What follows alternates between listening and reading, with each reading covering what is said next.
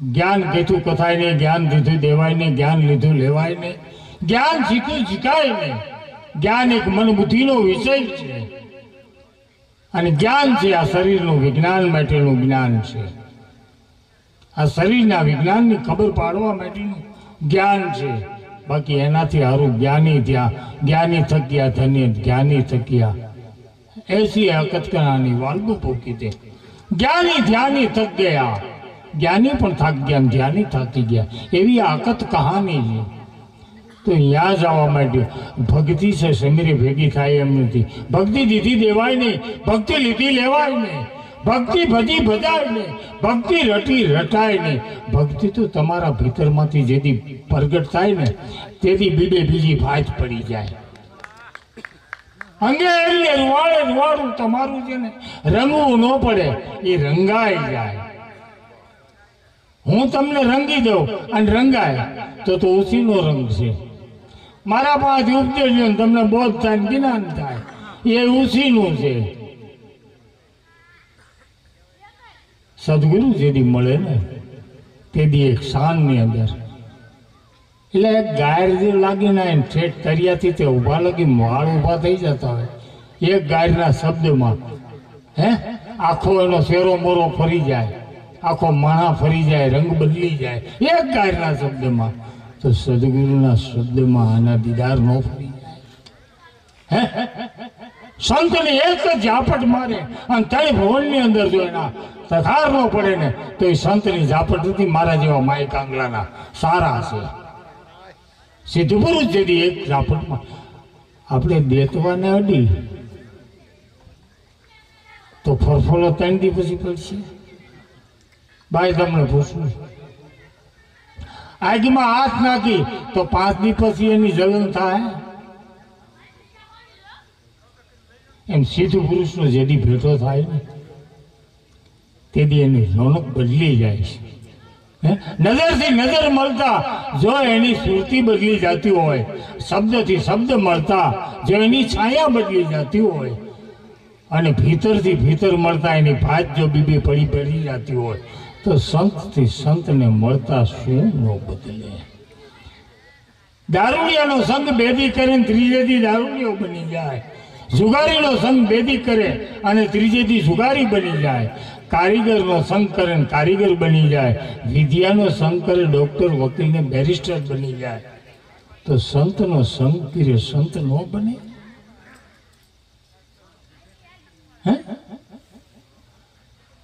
સંત કોઈ વ્યક્તિ નથી, સંત કોઈ વ્યક્તિ નથી. સંત એક મત છે, સંત એક મત છે. એ મત જેના હાથમાં આવ્યો એ મતની અંદર પોતે મતવાલો બની ગયો, એ ખુદ સંત છે. કોઈ વ્યક્તિ સંત નથી. संत की कोई जात नहीं। संत की जात में पूछिए, पूछ लीजिए उसका ज्ञान। सौदा करो तलवार से, रहने दो ये म्यान। म्यान नाम शरीर साथे शोधो, शरीर ही कोई संत नु नहीं। ते शब्द संत नहीं बरोबर ख्याल जो कदाच कोई एम कहे कि आ शब्द हाथ में आई जाए अपने संत नो रंग लागी जाए। शब्द तो एक संत नहीं, जे परम पद की जगह पोगवा माटेनु साधन है। शब्द एक साधन है અને શબ્દ એ સાધન છે ને એ તમારી સુરતીને એ દ્વાર સુધી લઈ જવા માટેનું છે। પણ જ્યારે એ સુરતી દ્વારે પોગી ગઈ અને દ્વાર ખુલી ગયા ને ત્યારે આ શબ્દ લબદ છે। એ શબ્દ જે અક્ષરથી બીનો છે, એ અક્ષર જે અક્ષરાતીતથી ઉત્પન્ન થયો છે, એ અક્ષરાતીત તમારા લક્ષારથમાં જે આવ્યો છે, એ તો તમારો લક્ષ જેથી લઈ થઈ જાય ને તેથી અક્ષરાતીત, લક્ષરાતીત, શબ્દાતીત, મનાતીત બધું ગાયબ થઈ જાય છે। કાંઈ નથી, કારણ કે તમારું મૂળ સૌરું। કયું મૂળ સૌરું? આપણે જેલમાં હતા ને બાળક હતા ને 100 મહિનાના, ઈ સૌરું। એને જુએ એટલે દરેકને પ્રેમ થાય, દરેકને હેત થાય। આપણને જોઈને હેત થાય છે? આપણને જોઈને પ્રેમ થાય છે? દાદા બાપા આપણે એ ના એ છે જે હતા નાના અને ગામ આખું રમાડતું હતું. અને આજ ઈ ને ઈ આપણે છે ને ગામ આખું આપણને રોરે છે. હે તો આમાં વ્યૂ શું ગયું હતું શું અને બદલી શું ગયું? સિર્ફ એની દિશા બદલી છે ને એટલે અપદિશામાં પડી ગયો છે અને મૂળ દેશ ભૂલી ગયો છે. મૂળ દેશને જીઆઈ લઈ જવા માટે સંતો આ શબ્દ દ્વારા, વાણી દ્વારા, સત્સંગ દ્વારા એક શબ્દની ચિનગારી મારે છે. જો એ ચિનગારી એને ગાયર લાગી જાય ને તો આયરમાંથી છૂટી જાય એમ છે. એક જ શબ્દની ચિનગારી જેમ ગાયર લાગે એમ આ શબ્દની ગાયર છે. સલીલ કીધા, હે નુગરા કીધા, આ બધું કીધું. આપણને કાંઈ અડતું નથી. સલીલ મન છટકે, હરિભજનમાં ભંગ પાડે, બુદ્ધિ બીજાની બગા. ગાયર નથી તે શું? ખર ને ખીર નો ભાવે, ખર ખીર ખાય તો તરત મરી જાવે. આ ગાયર નથી તે શું? હે ગાયરી સંતોએ દીધી છે પણ મરમની ભાષામાં દીધી છે. આપણે એનો મરમ જ્યાં સુધી નથી સમજાતો એટલે નથી લાગતી. અને જેને જેને મરમ સમજાઈ ગયો ને એને એક પલકમાં ગાયર લાગી ગઈ છે. મીરા જે મેવાડથી જ્યારે આવી અને કાશીના ઘાટ ઉપર જ્યારે આવીને અને રૈદાસને મળીને ત્યારે એને કીધું કે મીરાબાઈ आप मेवाड़ की महारानी हो क्या? तो बापू आप रैदास है? हाँ, मैं आपको मिलने के लिए आई हूँ. मिलने के लिए आए हो काशी नहाने के लिए. काशी नहाने के लिए तो मीराबाई काशी में नहाना, मगर ये पानी में मत नहाना. पानी तो मेवाड़ में ऐसा है और यहाँ भी ऐसा है. सारा विश्व में जहाँ जाओ वहाँ पानी तो पानी है, मगर नाव तो काशी में ना जो नाना. मीरा ने तक लागी गई क्या काशी केने किए છે. પછી અહીંયા ગોરદાસ બાપા વાણી ગાય છે, તો ભજી લે સુહાગી સત રામ નામ લે લાગી, તારો સગો નથી સંસાર કાયા ગઢ હે કાશી. આ કાશી છે ને પાકી કરી લેજે. એ મીરાને ફટકની અંદર લાગી ગઈ.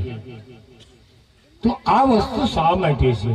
એમ મંગળદાસ સાહેબ રામપર થાય જ્યારે વિકળિયા અને વિકળિયાની અંદર દેહારામના ટાણામાં અમારું મિલન થયું ત્યારે હું અહીંયા 8 દી રોકાણો.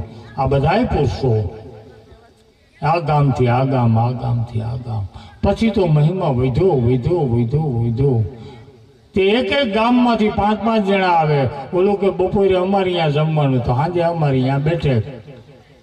ભાઈ નથુરામ હાસુ એક પાંચે 50-50 માણસનું જમવાનું થતું. આખો ઇલાકો હે વાળાક પરગણોનું, આ બાજુ ઘોઘાબારા પરગણું, ઓલી બાજુ વઢિયાર પરગણું. હે આ એકેય પરગણાની અંદર 10 વર્ષ ખેડ જે કરી છે એ અમે અમારા માટે નથી કરી. અમને અહીંયા કોઈ સાંભળનારું નહોતું, જોનારું નહોતું, ભજનારું નહોતું, પૂજનારું નહોતું. એટલે તમે પૂજતા હતા ને ભજતા હતા ને સાંભળતા હતા એટલે અમે ધોળા નહોતા આવતા.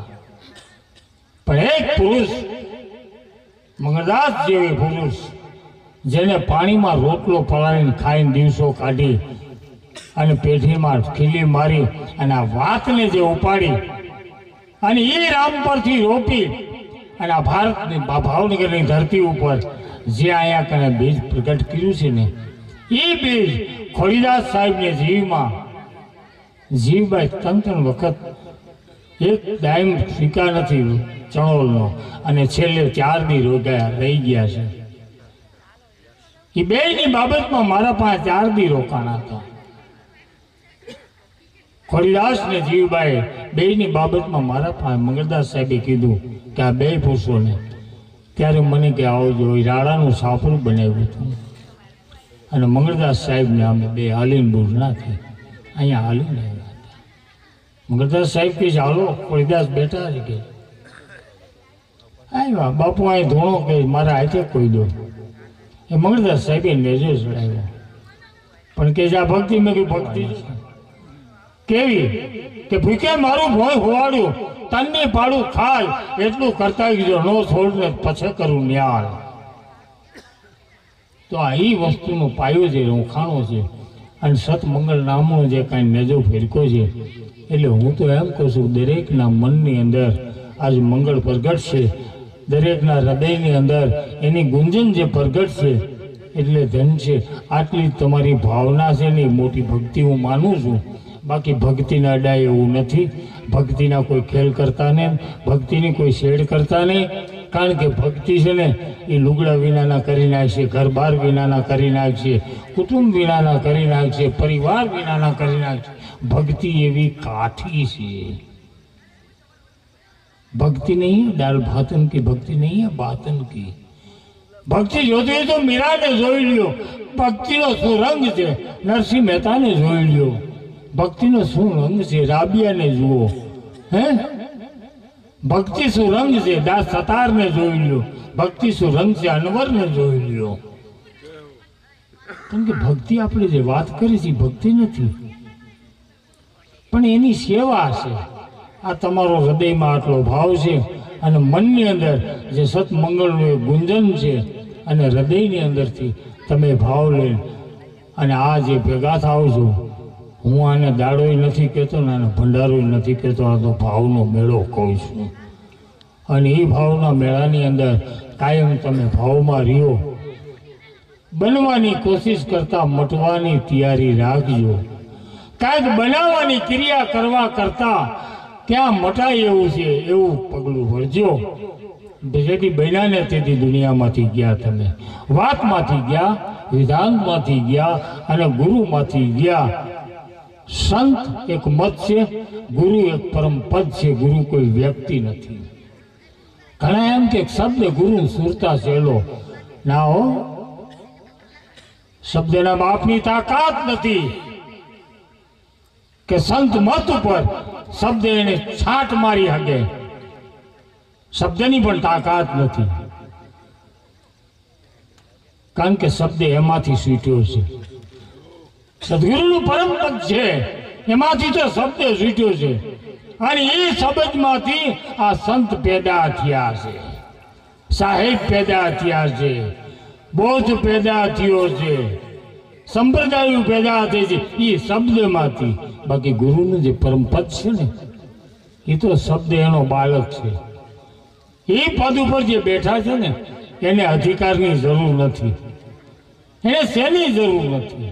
મને એક ભાઈ કીધું, બાપુ તમે આટલું બધું આ મેવાડ, મારવાડ, રાજસ્થાન, પાકિસ્તાન, ઓસ્ટ્રેલિયા સુધીના પુરુષો તમારા પાસે આ 18 વર્ષ આવે છે, તમે આવડું મોટું વિસ્તાર વધારીને બેઠા છો, તે તમે ક્યાંક સમાધિ લ્યો તો મને કહેજો તો ખરા.